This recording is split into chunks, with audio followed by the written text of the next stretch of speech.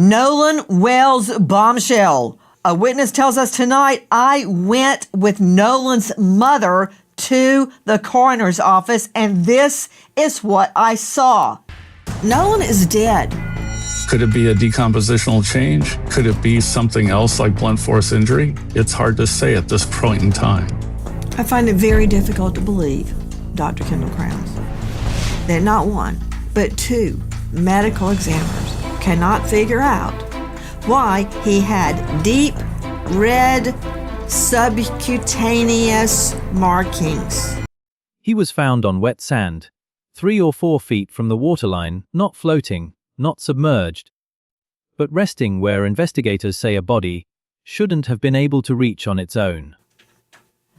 It's about, the beach is flat, and I would say it's about 3 to 4 feet from where there's nothing but sand, no water.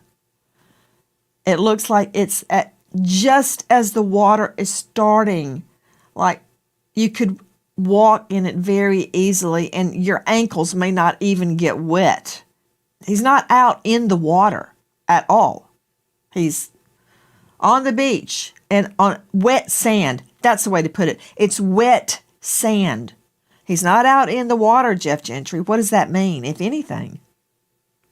That's really abnormal. I would have a ton of questions. That single detail is where tonight's story begins, and by the end, you're going to have more questions than you started with. This is the case of Nolan Wells, the 18-year-old whose disappearance on the 4th of July has turned into one of the most closely watched investigations in the country. Tonight, we're going straight to someone who was there for one of the most gut-wrenching moments of this entire case. The morning Nolan's mother walked into the coroner's office to learn whether the body that had just been found was her son. That someone is Josh Gill, incident commander for the United Cajun Navy, the volunteer search and rescue organization that helped lead the effort to find Nolan. Josh spent that morning in the field, coordinating search resources before dawn. A phone call came in from the sheriff's department. A body had been found, no name attached. Minutes later, a second call came through. This one from Nolan's mother, Christine Wonsley. She was already in transit to the same rally point. And according to Josh, she already knew, in the way only a mother can know, what that first call meant. Let's start with the day that Nolan's body was found and that you ended up at the coroner's office. Start at the beginning. So early that morning, I deployed some resources. I deployed an aircraft, fixed-wing aircraft that wheels up at 0635, as you can see right there from the photographs. I was on my way to the Lake Mars boat launch. That's where the Tactical Operations Center was set up. And I received a phone call. Received that phone call from the sheriff's department that a body had been found. Didn't say who it was. I was probably 15 minutes out from the location. I then received a phone call within minutes after the conversation from the sheriff's office from Nolan's mother, Christine. And she was frantic. Again, that mother's intuition, she knew what was going on. So I'm meeting at the boat launch. I was there about 15 minutes ahead of time. Had Hold on just one moment. Hold on. For those of you just joining us, yep. Josh Gill is with us. He is the United Cajun Navy incident commander in the search for Nolan Wells. You stated that you received a phone call from Nolan's mother, Christine. You said she was frantic. What was she saying? When she arrived, she didn't wait for confirmation. She got out of the vehicle, walked straight to Josh, and broke down. So she came to me. She gets out of the vehicle, comes to me, gives me a big hug. Again, it's a mother who, her intuition is that her body was just found. So obviously sad. According to what we learned, the moment she gets out of the vehicle, she runs straight to you and is hyperventilating. Absolutely. She came straight to me. What happened?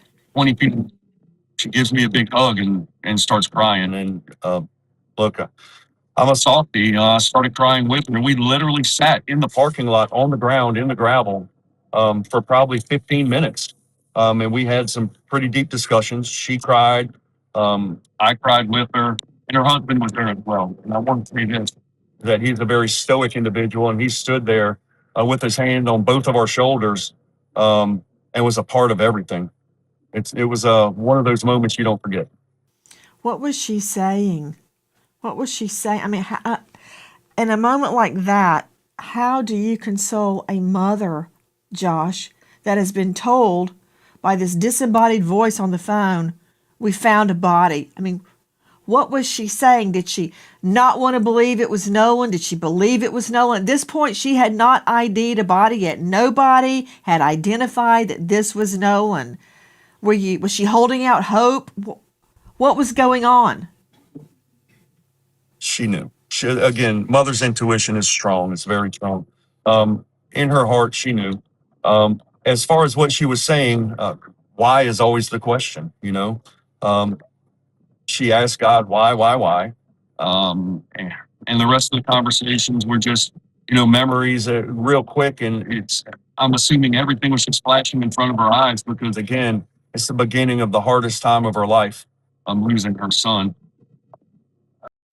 The two of them ended up sitting together on the gravel of a parking lot for close to 15 minutes, praying, crying, saying almost nothing that made sense and everything that mattered. Nolan's father, Elmer Wonsley, stood over them the entire time, one hand on each of their shoulders, saying almost nothing at all. If you've ever sat with someone in the worst moment of their life, you know that kind of silence says more than words ever could. Here's what nobody's really talking about yet at that point. No one, not the sheriff, not the coroner, not the family, had officially identified the body as Nolan. And yet, according to Josh, Christine already knew. That's not proof of anything. But hold on to that detail, because it's going to matter later. When the sheriff arrived to deliver the news in person, Josh says he was compassionate and professional by every account. He handled it the way you'd hope any officer would. He told the family where the body was being taken. From there, the group made their way to the coroner's office, and Christine specifically asked Josh to come with her. Gathering, and it was, I'd say, a matter of 15, 20 minutes maybe. We were then escorted. Christine asked me to accompany them to the coroner's office, which I was extremely honored to do so. And then the sheriff's department escorted us to that coroner's office. Can I ask you something, Josh? When the sheriff came over, was it the sheriff or a deputy sheriff? It was the sheriff. The sheriff. He comes over Yes, ma'am. and formally tells her what she was already told on the phone. A body has been found. Had the body already been taken to the coroner's office? It was en route. So he was en route to the coroner's office, and he told us, he told Christine, here's what's going on. Here's where you need to go for further information. He says he considered it an honor. What he walked into, though, wasn't what most people picture when they hear the words, coroner's office. No sterile hallway. No cold metal table. Just a conference room. The kind you'd find in any ordinary business office, filled with grieving family and friends around a table. Jackson County Coroner Bruce Lynd walked in within seconds of everyone being seated. Soft, spoken, polite, and according to Josh, confident. Based on physical description alone, he told the family this was, in his professional opinion, Nolan. But here's where it gets complicated. And this is the part of the story that's raised eyebrows among forensic experts. Coroner Bruce Lynd said there were no immediate signs of foul play. Correct. So we go to the coroner's office, we sit down. The coroner, he comes in, rather quickly, 10, 15 seconds once the table was filled with all the people, family members, friends, myself. What table? Were you in a conference room? Yes, ma'am. Yes, ma'am. A conference Oh room gosh, table. at the medical examiners or coroners, everything is so sterile. And everyone I've ever been to. So this was like an office conference room. you walked right in the door and there it was. Didn't really have that feeling of a coroner's office, if that's fair to say. More like a business office conference room. Um, he walks in, very polite gentleman, very professional, well spoken, soft spoken as well. And basically said that they found a body, and from initial appearance, he identified him as Nolan. He did want to take a DNA swab or get a DNA sample from the family just for further confirmation and for, I guess, record keeping, whatever it was. But then he also, she asked about the condition, and he went into there were no immediate signs of foul play. Okay. To me, again, my opinion in hearing this is, no signs of blunt force trauma, or any, I don't know what the word I'm looking for is, any, signs of foul play. What we would consider that. Well, I guess they hadn't seen that big red mark on the back of his occipital yet, underneath the skin. No visible trauma. No obvious red flags. That's the assessment given to a family in that room that morning. Except we now know from later reporting, not from that first meeting, that there was something on the back of Nolan's head. A focal area of red discoloration, deep in the soft tissue, that a second, independent forensic pathologist would later document and still be unable to explain. Not proof of injury. Not proof of nothing. Either. Just unexplained, sitting there, in the one place cursory identification wasn't equipped to catch it. And that leads to a question that forensic and blood stain pattern analyst Jeff Gentry raised when reviewing this case.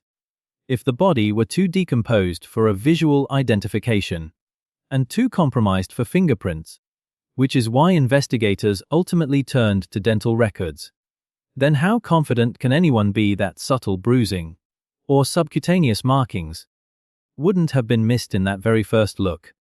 That's not an accusation. That's a legitimate forensic question.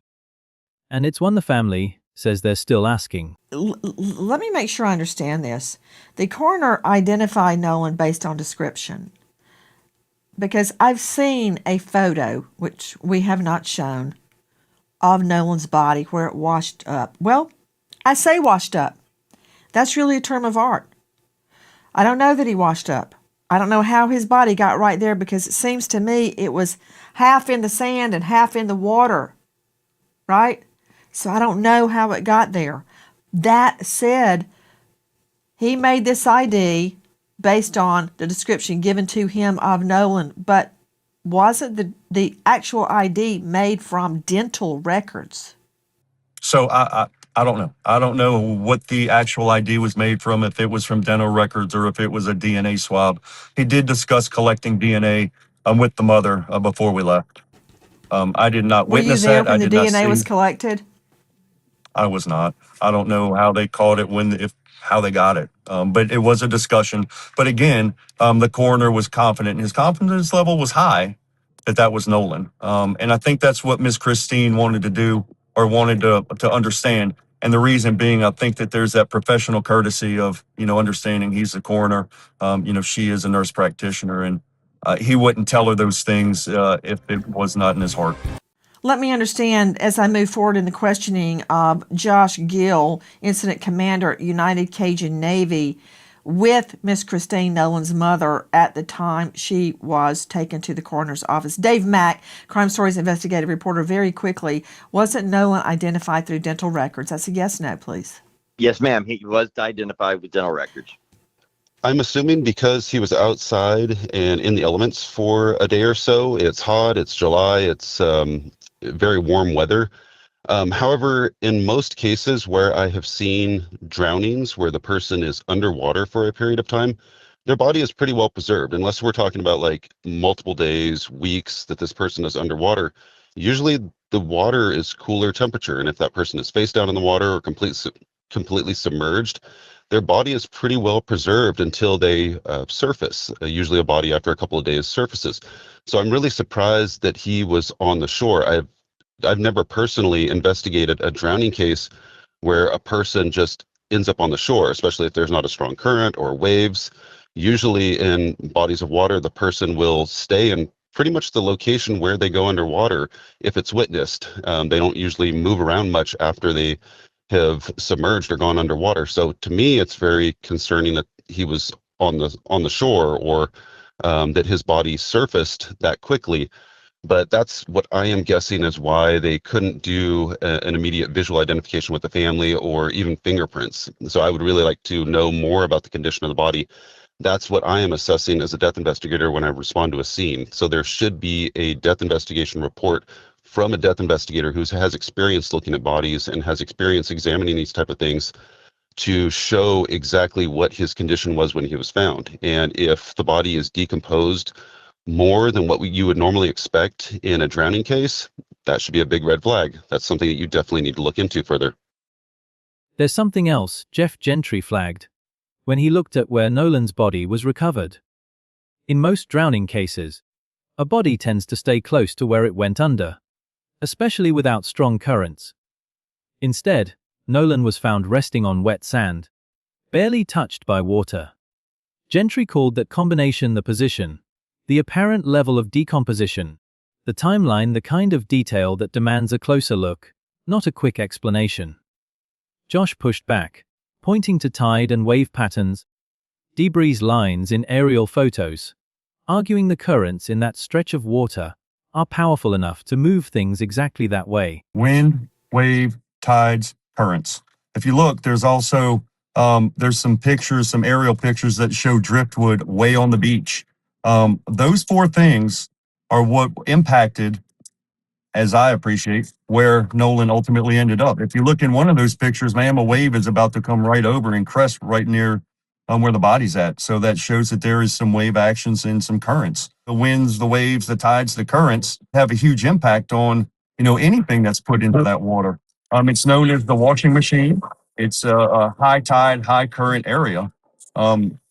So that was the first things that I looked at whenever I saw that picture, and that is one of those pictures that I showed to the sheriff immediately as I received it. The stuff that's dark in that picture right there, I believe that's debris, and that debris could have easily or was washed up on that island. And if you look at the picture as well into the water, the white is that's wave action, either from wind, tides, or currents. So, and it's going towards the beach. When you walk down the beach and you find shells and you find, the bottle with the message in it, it gets washed up on the beach. Okay, so I think in simple terms, you're saying you believe the body was washed up from the water to that location. Okay, and Gentry is saying typically a body is found where it goes in the water, so you're right. Two people who both want the truth, looking at the same photograph, seeing two different stories. If you noticed that disagreement before the experts even spelled it out, you were paying closer attention than most. So if a cursory exam couldn't rule out subtle injury, an identification ultimately required dental records instead of a face or a fingerprint. How sure can anyone really be about what that first, no signs of foul play, was actually based on? Josh, did you speak with Nolan's mother again after that day? Yes, ma'am. Yes, ma'am. We've had numerous conversations. And a lot. So we had conversation about a forensic pathologist, a secondary forensic pathologist. She wanted one. I gave her a recommendation that I got from somebody. She also discussed an attorney. Since that morning at the coroner's office, this case hasn't slowed down, it's escalated. A second, independent autopsy was carried out by a board, certified forensic pathologist, and the results, revealed publicly in July, were listed as undetermined for both cause and manner of death. Not an accident, confirmed. Not foul play, confirmed. Undetermined because, according to the pathologist's own report, critical tissue from Nolan's throat wasn't available for this second examination, meaning a possible neck injury could not be ruled out. That's not speculation. That's what's written in the report. Then came the digital trail. Nolan's mother filed subpoenas not against a person, but against 5 major technology platforms, demanding messages, location data, timestamps, and account histories tied to her son's phone. Why? Because, according to her legal team, the location data from one app didn't match another, and when Nolan's phone was finally returned to the family, they say his social media accounts were empty. No photos. No videos. If that turns out to be nothing, it's nothing. But right now, it's an open question nobody has answered. And then there's the boat. A distress call from July 4th, released by authorities, capturing a vessel taking on water near the same island Nolan was last seen. That recording spread online fast, and so did the accusations. Some of them aimed at people who, by every indication, had nothing to do with what happened to Nolan at all. It got serious enough that the family's own legal team has now brought in independent audio engineers to review that recording, because even they say the online narrative may not match what's actually on the tape. Before we go, I want you to picture something that has nothing to do with autopsy reports or subpoenas.